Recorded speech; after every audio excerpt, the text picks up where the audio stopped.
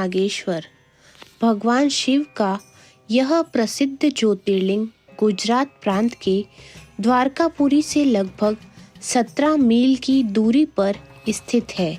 इस पवित्र ज्योतिर्लिंग के दर्शन की शास्त्रों में बड़ी महिमा बताई गई है।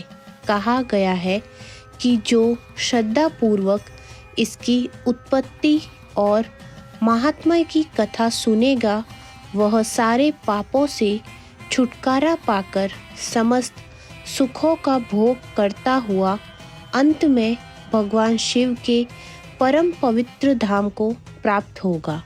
इस ज्योतिर्लिंग के संबंध में पुराणों में यह कथा वर्णित है। सुप्रिय नामक एक बड़ा धर्मात्मा और सदाचारी वैश्य था। वह भगवान शिव का अनन्य भक्त था। वह निरंतर आराधना, पूजन और ध्यान में तल्लीन रहता था।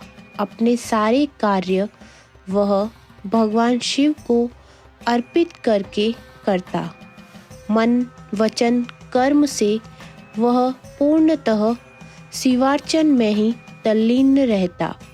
उसकी इस शिव भक्ति से दारुक नामक एक राक्षस बहुत क्रोधित रहता था। उसे भगवान शिव की यह पूजा किसी प्रकार भी अच्छी नहीं लगती। वह निरंतर इस बात का प्रयत्न किया करता था कि उस सुप्रिय की पूजा अर्चना में विघ्न पहुँचे। एक बार सुप्रिय नौका पर सवार होकर कहीं जा रहा था। उस दुष्ट राक्षस दारुक ने यह उपयुक्त अवसर देखकर नौका पर आक्रमण कर दिया। उसने नौका में सवार सभी यात्रियों को पकड़कर अपनी राजधानी में ले जाकर कैद कर लिया।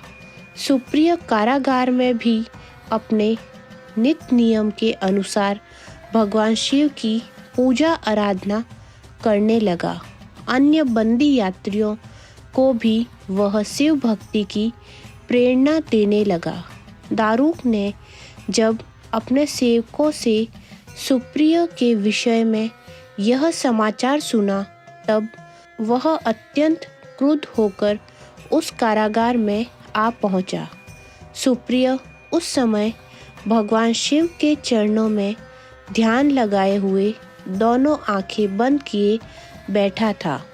उस राक्षस ने उसकी यह मुद्रा देखकर अत्यंत भीषण स्वर में उसे डांटते हुए कहा, अरे दुष्ट वैश्य, तू आंखें बंद कर इस समय यहाँ कौन से उपद्रव और षड्यंत्र करने की बातें सोच रहा है।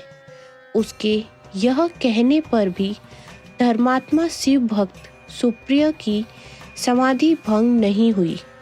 अब तो वह दारुक राक्षस क्रोध से एकदम पागल हो उठा। उसने तत्काल अपने अनुचरों को सुप्रिय तथा अन्य सभी बंदियों को मार डालने का आदेश दिया। सुप्रिय उसके इस आदेश से जरा भी विचलित और भयभीत नहीं हुआ। वह एकाग्र मन में अपनी और अन्य बंदियों की मुक्ति के लिए भगवान शिव से प्रार्थना करने लगा। उसे यह पूर्ण विश्वास था कि मेरे आराध्य भगवान शिवजी इस विपत्ति से मुझे अवश्य ही छुटकारा दिलाएंगे। उसकी प्रार्थना सुनकर भगवान शंकर जी तत्क्षण उस कारागार में एक ऊंचे स्थान से एक चमकते हुए सिंहासन पर स्थित होकर ज्योतिर्लिंग के रूप में प्रकट हो गए। उन्होंने इस प्रकार सुप्रिय को दर्शन देकर उसे अपना पाशुपत अस्त्र भी प्रदान किया। इस अस्त्र से राक्षस दारुक तथा उसके सहायक का वध करके सुप्रिय शिव धाम को चला गया। भगवान शिव के आदेश अनुसार इस ज्योतिर्लिंग का नाम नागेश्वर पड़ा।